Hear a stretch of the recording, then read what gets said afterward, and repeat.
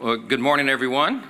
Joining us this morning for the latest updates, we have some members of the Republican Governance Group, one of our most active caucuses in the Republican side.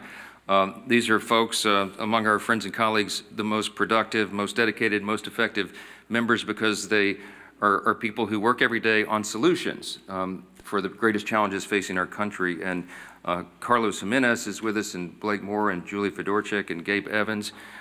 Beth Van Dyne may be joining us. I think she had a flight delay. But they've been out in their districts working very hard to help their constituents navigate through the chaos that's been created by the Democrat shutdown. And if you're keeping count, this is day 37. 37. It seems unbelievable to us that we've gone this long. It is officially and shamefully the longest shutdown in U.S. history. Republicans feel very helpless about the situation because, as we've noted, there is really nothing for us to negotiate. We sent the McClain CR, as you know, back in September 19th. We passed it out of the House.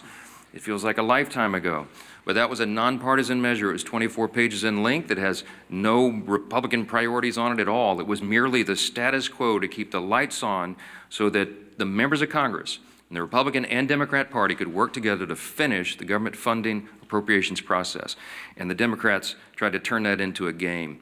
Now, we're gonna give you the latest updates on that and where we think this is headed. But I just first want to address in a bit more detail the current state of our politics. It has been very interesting to us to see all the pundits trying to spin the results of the election on Tuesday.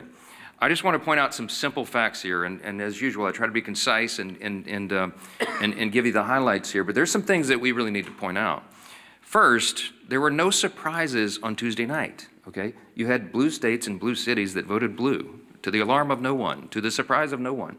That was what was expected. It just so happened that New York and New Jersey and Virginia were the states that were in the national spotlight on Tuesday. If the tables had been turned and if the calendar had been different and you had 3 red states, we'd have an entirely different narrative that you all would be writing about. Don't lose the simple facts. Second, the big headline that everyone is writing about appropriately is that the future of the Democrats was set in New York City. A 34-year-old Marxist is now the leader of the Democratic Party, and it is a very dangerous road for them to go down. I want to say this because a lot's been said about the Mamdani campaign. It is very easy to run and win as a socialist, right? All you do is promise everything to everyone for free. What a great message that is. Boy, that really resonates for people who don't study history. And while you're making all those promises, you hope that they never realize the trap that you're actually setting, the impossibility of fulfilling your fantastical claims and dreams, and the extreme danger and chaos that would result if you ever could. When you run as a socialist, you have to hope that they never understand that this will lead to the inevitable loss of their freedom, their opportunity, and their security, the loss of meritocracy and fairness in society, the loss of colorblindness, and the loss of emphasis on character, and the morality and the personal incentive and the common sense that we rely upon to keep a republic in operation. If you run as a socialist, you run on a big list of false claims, and you promise everything to everyone and you can't deliver, and if you were ever able to deliver, it will be to the great detriment of the very people that you lured in to vote for you.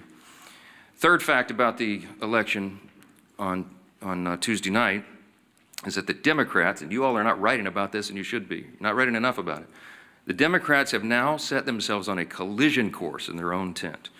If you look at Spanberger in Virginia and Sherrill in New Jersey, they tried to run as moderate pragmatists. That's how they self-described. But they will be no match for the coming communist wave taking over their party right now. The energy is on the side of the Marxists. Look no further than the top 2 Democrats here in Congress. We've noted this here every day. They had to bend the knee to the socialists.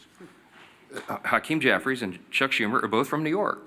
The top Democrat leader in the House and the top Democrat leader in the Senate, they couldn't get around that. And so Hakeem had to ultimately embrace it. He had to give the full blessing to Mamdani and his agenda. And he co-owns it. And Chuck Schumer flirted with it. He pandered all along. He flirted with that open endorsement till the better end, even though Mamdani is an activist against Israel and an anti-Semite. Chuck Schumer is the highest-ranked Jewish official in America, and he couldn't bring himself to disclaim that.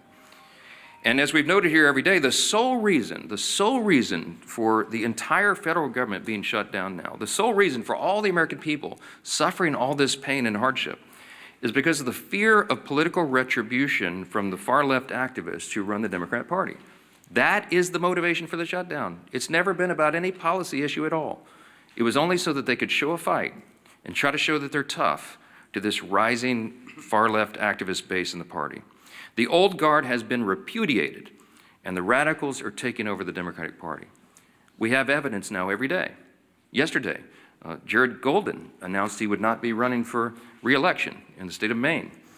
He's a moderate, and he has no place in his party anymore. And then this morning, you saw the headline. Former Speaker Nancy Pelosi has now announced her retirement this morning.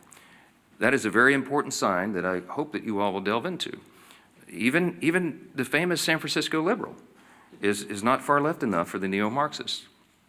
We commend her for her services. We all do, everyone who serves in Congress, but there should be a lot written about that. Fourth point I just want to make in the aftermath of Tuesday is that off-year election results in isolated places are never indicative of the upcoming midterm election. Don't read too much into that. You shouldn't. If you do, you're going to miss it. The GOP is in excellent position to win big next year. And when I say I'm bullish about the midterms, we absolutely are, and there's a lot of reasons for that. This is not groundless optimism. It's based on facts. The reason we're in such a great position is because we are united. And while the Democrats engage in their emerging civil war, Republicans are going to continue to work and deliver for all the new voters that we brought into the party last fall in 2024. It was a true demographic shift in that election, as you know. Record number of Hispanic and Latino voters, Black and African American voters, Jewish voters, union workers, urban voters, young people. And while they say that there's this big swell of enthusiasm of young people based on what happened in New York City Tuesday night, I would give to you Exhibit A on our side. Maybe you're not noticing, but the turning point events at college campuses all around the country are setting records for attendance. You have hundreds of thousands of new young people weekly coming into the movement that are enthusiastic, young conservatives who are looking for truth, who believe in America's founding principles, and who want to be engaged. And they will be engaged in next year's midterms. The third reason is we got a very favorable map. You shouldn't miss this either. I was very bullish even before the current redistricting battles began. As we sit here today, there are 13 House Democrats sitting in districts that President Trump won. There's another 21 of them in districts he came within 5 points of winning.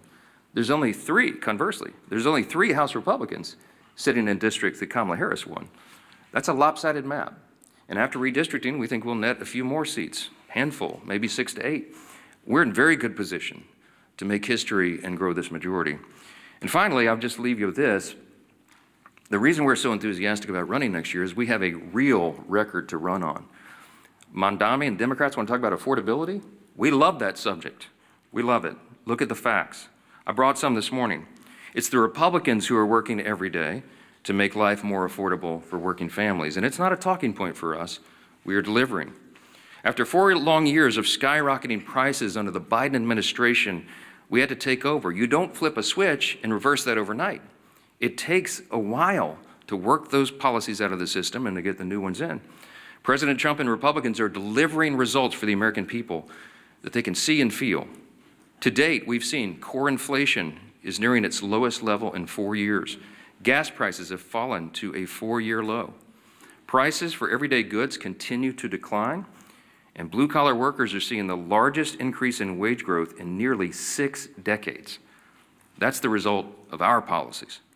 In Congress, House Republicans are working hand in hand with President Trump to advance his affordability agenda. It is President Trump who ran on that. It's President Trump who's delivering on that.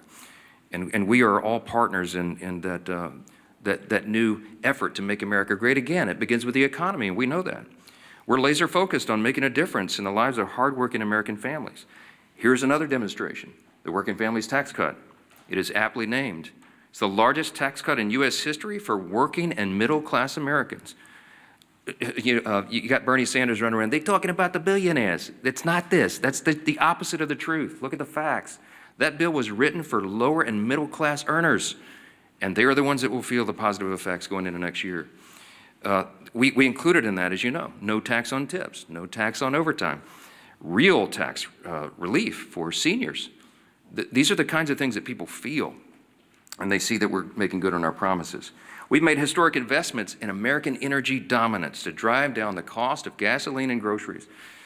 And we're grounding every decision we make in common sense. That's what we restored. That's what we ran on. That's what we're delivering. A return to common sense, not the woke progressive nonsense that they delivered for 4 years, not the spending like drunken sailors that drove cost up for everything with inflation. We're restoring common sense, fiscal responsibility. We're good stewards of taxpayer dollars, and we're refusing to cave right now, today, to the Democrats' wild demand to spend $1.5 trillion in new spending. That is taxpayer dollars, that's your money, that they want to spend to reopen the government. That's their counterproposal. That's why we're not having a negotiation with them. It's ridiculous. Included in the $1.5 trillion that they want to spend is $200 billion, almost $200 billion, to restore health care benefits to illegal aliens.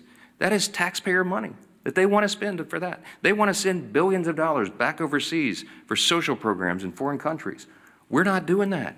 They want to give $500 million back to the Corporation for Public Broadcasting to prop up left-leaning news organizations. We're not doing that. And by the way, in the middle of all this, they want to cut $50 billion from the Rural Hospital Fund. They can't tell you they care about health care since they put that in their proposal. We're grounding every decision in common sense, and Democrats had their chance.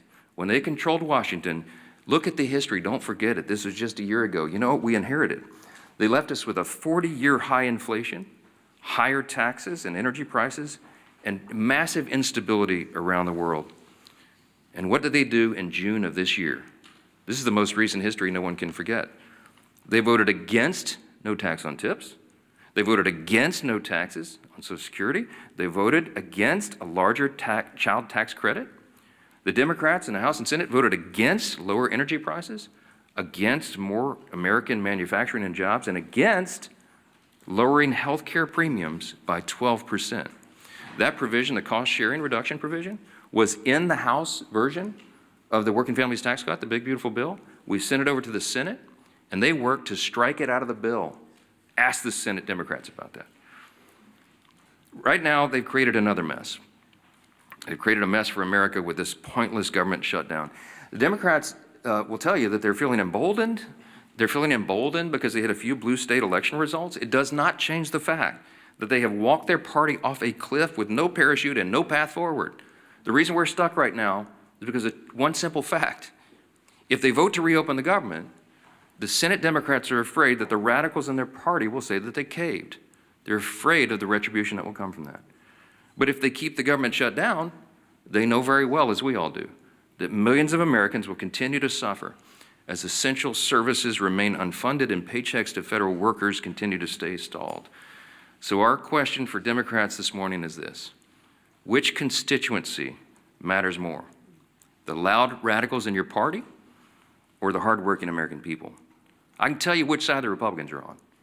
15 times we voted for the hardworking American people. And 15 times so far, the Democrats in Congress have voted for the radicals in their party. It is unconscionable to us that they've allowed it to go on this long. And at some point, all you can do is pray that common sense prevails. And that's what I've been doing a lot of. We hope and pray that there are still Democrats out there. There's just a handful. We need 5 more votes. 5 centrist, common sense Democrats in the Senate to come to those senses and do the right thing. It's time for them to put their country first. I'm delighted to introduce the next speaker, and he's a congressman from Miami. He's a former mayor of the county down there, and he has been in charge. He served as a police officer, but he was the chief of the fire department down there. I mean, the guy's resume is longer than almost anybody in Congress, and as a son of a firefighter, I always take personal delight in reminding everybody he's the only career firefighter paramedic in Congress. He's doing a great job, and he serves as vice chairman of the Republican Governance Group, one of our largest and most active caucuses I mentioned, and we're truly grateful to have him here to discuss some of these consequences of the government shutdown. Glad to have you. Carlos, come on up. Thank you. Thank you, brother. Thank you, Mr. Speaker. And if you indulge me, I think you brought me up here to talk about the shutdown, but I will stray a little bit. I'm the only Cuban-born member of Congress. That means I was born in Cuba. I was not born here in the United States. I didn't speak a word of English until I got here. I was 7 years old. And the reason I'm here is that my parents brought me here seeking freedom. Freedom from communism, freedom from a Marxist regime. And so I can tell you that I know a communist and a Marxist when I see one. They may call themselves socialists, they may call themselves a democratic socialist, but make no mistake, Mondami in New York, he's a Marxist. And the thing that bothers me is he's very proud to say, well, I'm young, I'm this, I'm that, I'm Muslim. I understand you can be proud of that. But then, if you're so proud, don't call yourself a democratic socialist. You are a Marxist. Go ahead. Tell people exactly who you are. He couldn't, and he can't because he knew he wouldn't get elected.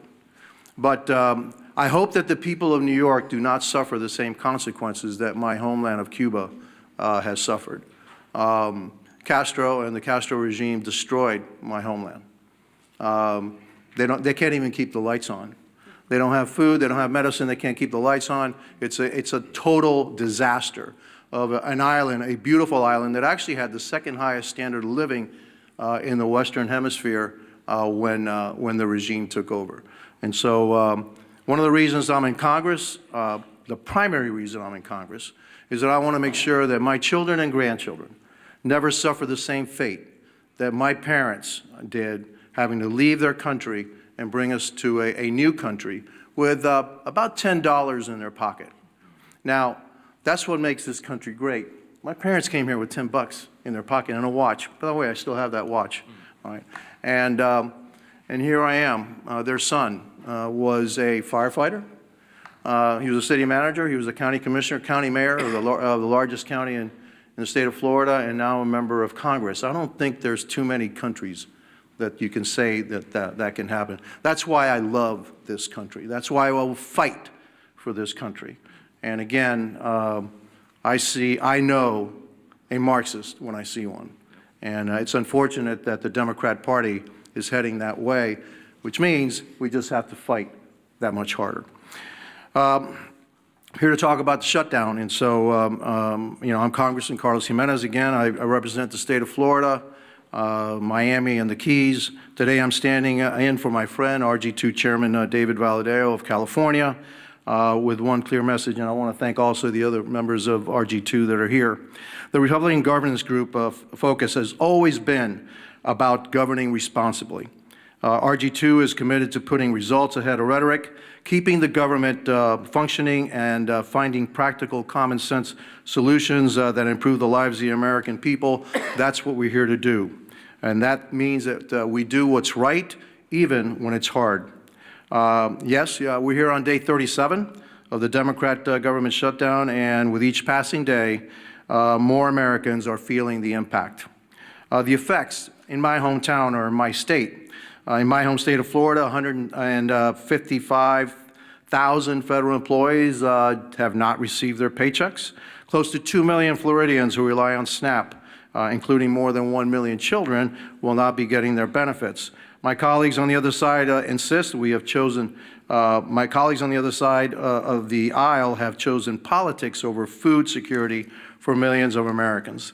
Small business loans are being delayed, totaling nearly $300 million in missed distributions, costing our state an estimated $1.7 billion in economic benefit alone.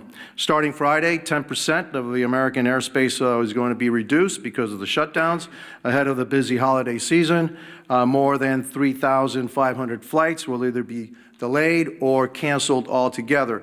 That's true effect of this shutdown. Let me be clear, holding the government hostage is not a responsible way to negotiate policy.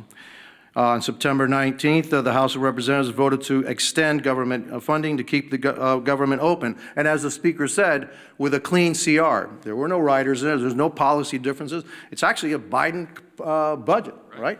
And so, what is the problem? No, there is no problem. It's politics. That's the problem. Meanwhile, Senate Democrats have voted 14, now you say 15 times to keep the government closed. The funding bill before the Senate is the same short-term continuing resolution that we passed 15 times under President Biden with bipartisan support. And I supported each and every one of them to keep the government open. And I know that most, if not all, the members of RG2 also voted for the CRs to keep the government funded. We can and should debate serious issues like healthcare costs, but not at the expense of hardworking American families. I urge my Senate Democrat colleagues to pass the continuing resolution so that we can reopen the government and return to the table to negotiate real solutions. History shows that when Congress works together, we can find solutions without inflicting pain on the American people. I urge Senate Democrats again to reopen the government, end the suffering, and then join us in crafting meaningful bipartisan policy meant to improve the lives of everyday Americans. That's how we govern responsibly, and that's how we serve the American people. And I want to thank you for giving me the opportunity. And I guess now I want to turn the dais over to our Majority Leader, Steve Scalise. Well, thank you, Carlos. And what an honor it is to follow my dear friend Carlos Gimenez, who really is the epitome of the American dream. You know, when you hear stories like his, sad stories, the root of it, having to flee your home country because Cuba fell to Marxism, to communism. But luckily, for people like Carlos, all around the world, there's one place that they can look to if they want a North Star. If they still believe in freedom, they yearn for that desire, and then it fails in their home country, they can look to the United States because the United States represents freedom all around the world. And how dangerous of a position that is when Marxists from within try to change it here, try to unravel what makes America so great. And as Carlos came to seek that freedom that millions others have as well, like my great-grandparents who came from Italy to seek that same freedom. Ronald Reagan said it best: freedom is only one generation away from extinction if we don't fight to defend it. Those words of Reagan still ring true today because, Carlos, we will continue to fight for freedom. But it's not an empty fight. There are people on the other side here in America that are pushing back, that want to destroy that capitalist free market system. And so when you look at the results of the election, anybody that wants to go celebrate a blue state voting blue, what they're not acknowledging is what happened in a city like New York. It reverberates. When New York elects a Marxist as their mayor, there are other Democrats that are now looking and saying, does the Democrat Party represent me anymore? And today you heard it again. Democrats are the ones who are looking and saying that they're done with the Democrat Party. Jared Golden yesterday announced he's not going to run again. And he didn't just say he wasn't going to run again because he got tired of serving in Congress. I think it's really important to pay attention to what Jared Golden said. And he is in a swing district.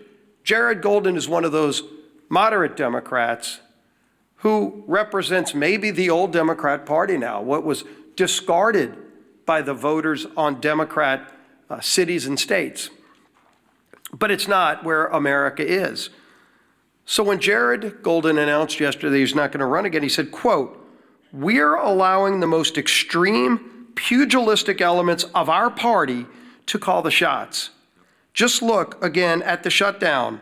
For as long as I can remember, we have opposed shutting down the government over policy disputes. We criticized Republicans for taking hostages this way." That was Jared Golden explaining why he's done with being a Democrat in Congress. And when the Democrat Party no longer stands for common sense, for members that do on occasion reach across the aisle, they're going to be relegated to a scrap heap of history, because America is not a socialist nation. While the Democrat Party has turned their leadership structure over to a socialist, it's not where America is. And if they're running people like Jared Golden out of their party, they can go celebrate the results of last night's election.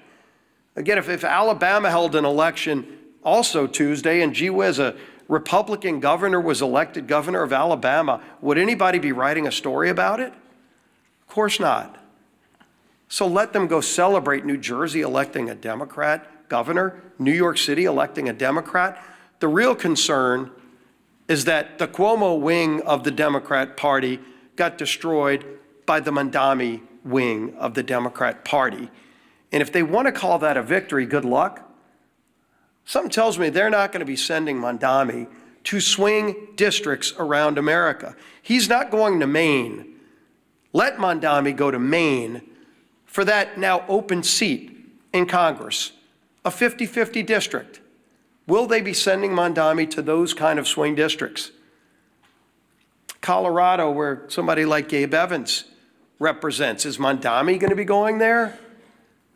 Because that's where their party is now headed. And they chose that. But America is not embracing that form of socialism. We know what you get from socialism. You get the promises of free everything. But Americans know innately there's no such thing as a free lunch. All you end up with, the results, are the hollow promises and the failures that come with those promises, because you know you get what you pay for. And somebody else is going to have to pay for that free thing. And a lot of those rich people they love denouncing are leaving. Many have already left. So even when they go raise taxes even more, with the highest rates you can imagine, who's going to pay those higher rates? It's not going to be the millionaires and billionaires. Many of them have already left. It's going to be hardworking families in New York City. Good news for you, you might be making $100,000 a year. By the way, a police officer married to a school teacher makes more than that in New York City. They're going to be the quote-unquote rich who get the higher taxes and the free buses and the grocery stores that are run by the government with empty shelves and expired food. That's what they're going to get. But the rest of America is not going to have it. So while Democrats keep the government shut down, and they brag about it, I mean, you heard Senator Murphy yesterday, quote, "I think we're in an enormously strong position right now." Strong position? What's so strong about taking food out of the mouths of 42 American families? What is strong about that, Senator?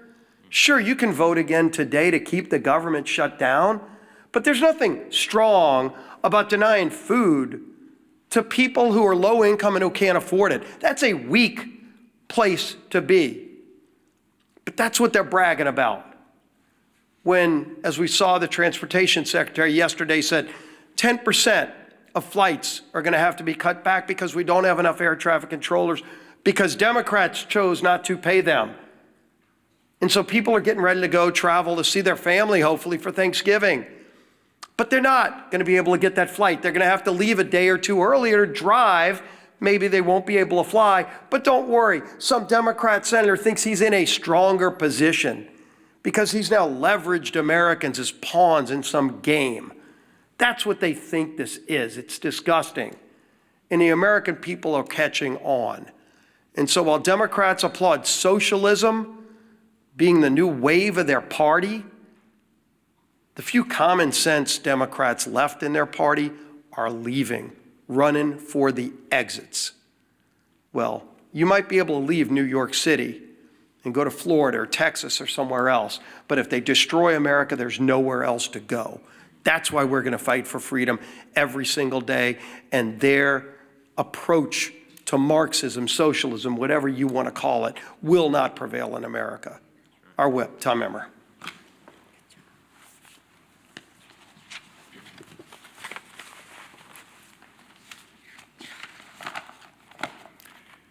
It's day 37 of the Democrat government shutdown, and one thing has become clearer, more clear now than ever. The Democrat Party of today is not your grandparents' Democrat Party. They refuse to govern. They resort to hostage-taking when they don't get their way. They routinely put politics before people. And now they have made communists and assassination fantasizers the pillars of their party. Democrats claim they want to make life more affordable for hardworking Americans, but every time that they've had the majorities in Congress and a Democrat president in the White House, they've done the exact opposite. Take the American Rescue Plan under Joe Biden, for example, which was later deemed by economic experts as the, quote, original sin that led to double-digit inflation. Or look at the Affordable Care Act, which is so unaffordable, they have to pay people to use it. The Democrats have no moral high ground to stand on when it comes to good governance. They don't know what it is. And when they claim that they're fighting for you, do not believe them. Because if this shutdown has taught us anything, it's that the Democrats will willingly inflict pain on the American people if they think it gives them political leverage. Their kamikaze politicians and their constituents deserve better. In stark contrast, however, Republicans have done our jobs. We passed a nonpartisan government funding bill out of the House over a month ago. All we need, as the Speaker said earlier, is just 5 Democrats in the Senate to grow a spine, stand up to the radicals in their party, and join us in getting our clean CR to the president's desk. Enough is enough. It's past time for Democrats to end the political games and reopen the government for the people they were elected to serve. Our conference chair, Lisa McClain. Thank you. Well, good morning, everybody. Again, here we are. Yesterday, Americans woke up to an unthinkable reality. And Carlos touched on it earlier. A communist was elected mayor in America's largest city. How did this happen? Ask yourself, how did this happen? It happened because a small socialist portion of this country took control of the Democrat Party. A party that is now apparently united behind a socialist agenda. And slogans always seem to start with the same word: free. Free food, free rent, free buses, right? I feel like I'm at an Oprah Winfrey show. You get a car and you get a car. Well, this isn't the Oprah Winfrey show. And like many of you, my parents taught me a really good lesson when I was young. Nothing is free. Everything comes with a cost. Absolutely nothing is free. We all learned that. Look no further than the Democrats' disastrous shutdown plan. They want to give free health care to illegals. Come to our country. We'll give you, illegally, mind you, we'll give you free health care on the backs of hard-working Americans. And in demanding that, they're asking for $1.5 trillion in wasteful spending and a painful shutdown. A shutdown that has denied food assistance to 42 million American families. 42 million American families. A shutdown that has forced law enforcement to work without pay. But don't worry, I'm sure those law enforcement agents can go and get free food from their local grocery store, and somebody will pay their free rent, right? Yeah, I live in reality, not fantasy. The Democrats want to jeopardize our national security. And now, flights have been reduced by 10% at 40 of our major airports. I think air traffic, like when you get on a plane, what's next? Like your plane rides are going to be free too? I mean, why stop at food and buses? Let's just give everything free. It doesn't work like that, people. Nothing's free. Somebody is paying. And who pays? Anybody want to guess who pays? Hardworking taxpayers, American taxpayers. That's who pay. Nothing's free, right? Nothing is free. Look at your Republican leaders. Just compare and contrast. That's why we voted more than a month ago to actually fund the government. That's why we've been working in our districts to help those that are suffering. And that's why we are delivering real results that drive down gas prices and drive down mortgage rates and drive down the price of eggs. No one's reporting on the price of eggs anymore, right? Now, not for illegals, not for radicals, and not for communists who despise this country, but for the men and women who love America, like Carlos and his family who came over. And let's keep it that way. And let's make sure that we keep America strong every day. So to the Democrats, let me be clear. Republicans will still be there when your communist lawmakers aren't. And when your communist kingmakers finally give you permission to put Americans first again, Republicans will still be here. We'll still be here when your socialist experiment collapses, because it always does. And we'll still be standing shoulder to shoulder with the hardworking Americans who aren't demanding free groceries, free buses, free rent. No, we will be standing shoulder to shoulder, demanding nothing less than freedom. That is what Republicans demand, freedom. Because that's what makes this country great. Not socialism, not government control, but freedom. Thank you. All right, questions? Yeah, go ahead. The Supreme Court, and specifically Justice Gorsuch yesterday, seemed concerned about the Trump administration's usurping congressional authority, calling it a, quote, one-way ratchet that can't be turned back. What's your response to that? Are the justices right to be concerned that Congress isn't fulfilling its constitutional obligations? I don't find myself in disagreement with Justice Gorsuch too often, but I think he's missed the mark on this one. First of all, I don't think you should read too much into the questioning that you heard at the Supreme Court. I mean, this is part of judicial review. It's a cherished part of that tradition. I used to be one of those litigators. I did constitutional law, oral argument, and I would have liked to have argued that case yesterday, because I think the law is clearly on the side of what the administration has done. I'll remind you that I'm a jealous guardian of Article 1. You know, the legislative branch of government in our constitutional system is the most important. It was placed first in prominence.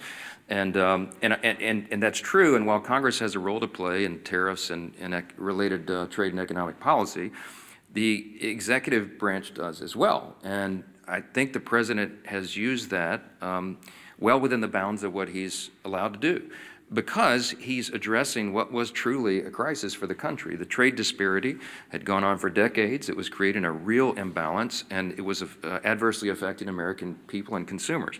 Remember that he ran on this idea. He talked about tariffs on the campaign trail, and he got a popular and electoral college mandate in the election. So this is not some surprise. He's fulfilling the promise that he was elected to fulfill in a literal sense. So I think the court has to give deference to that. I think the court has to recognize the executive is doing what they're doing. He's using tariffs to create leverage in our trade strategy, and it is yielding great results for the American people. And heaven forbid if it were reversed, because it would create chaos, which is one of the questions I think Justice Barrett asked, my old friend from Louisiana. I mean, that was an important question, because it would set back all of the strategy and the trade agreements and a lot of the things that have been accomplished for the people. So in summary, I would say, don't read too much into the questions. This is how the process works. I'm sure the court will look at this very carefully and deliberately, as they do, and I expect that we'll have a majority of the court that says that this administration is doing what they have the legal authority to do. If I felt like the executive branch had overstepped its bounds on trade or on the tariffs or something, I would have stepped in. I mean, that's my job as the Speaker of the House over the legislative branch. I would have done it in my own way, to be candid. I would have gone to the president privately and said, hey, sir, enough. I think you're overstepped the bounds. Let's try to figure that out. I wouldn't have publicly had a big spat with him, because it wouldn't have been necessary. But that conversation didn't happen, because I believe that what he's done is well within the bounds. And so we'll see what the court does. Yes? Thanks, Mr. Speaker. Leader Thune has said on a number of occasions that in exchange for reopening the government, he will promise Democrats a vote on ACA subsidies by a date certain. Will you do the same in the House? He promised it a long time ago, and he was rebuffed. I mean, that's not what this is about. I mean, they've demonstrated over and over and over. Somebody said this is the Seinfeld shutdown. It's about nothing. If you brought in 100 Senate and House Democrats right now and said, what is it about? They wouldn't even give you the same answer. They don't even know. They filed a counter proposal that's $1.5 trillion in new spending with all the crazy abuses that I listed earlier today. That's still sitting out there. That's the counter proposal. Then they tried to say it was about health care. That was never the issue for the September 30th fiscal cliff. That was always a December issue. We always knew, everybody in the building knew, we were going to have to wrestle through that and come to a consensus on a solution on the COVID-era Obamacare subsidies in October, November, December. And ironically, they're eating up all the clock where that would have been done. It's not about any of this. It's about politics, as we explained earlier. They are more afraid of the radical activists who are running the Democratic Party right now than they are of starving families, having families go hungry and having federal workers go without paychecks. That's just a simple fact. So yes, Leader Thune has been over backwards. He's offered them a vote. You know what they told him in response? No, we need you to guarantee the outcome of that vote. Well, that's ridiculous. That can't be done. The House is funded from the Senate. Will you assure the House members that they'll get a vote, House Democrats, that they'll get a vote on ACA subsidies by a date certain?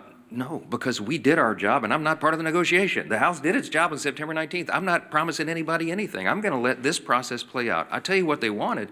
I'll tell you what Schumer and Jeffries wanted. In fact, Chuck Schumer said it publicly and decried that Thune and I would not go in a back room with them and make a four corners agreement on Obamacare subsidies. And I said, there's no way. That it was never possible or appropriate for that to be handled on a CR, on a short-term stopgap funding measure. And he knows that.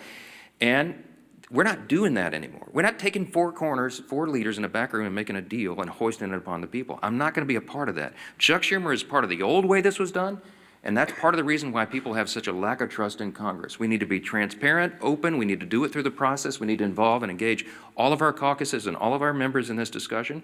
Healthcare is very complicated. It is very complex, and it is not something four people can go in a smoke-filled room in the back and make a deal on. I reject it. Yes. Mr. Speaker, the President yesterday said that Republicans were getting killed for the shutdown. Is it helpful to have them talking like this when it's actually emboldening Democrats not to pay?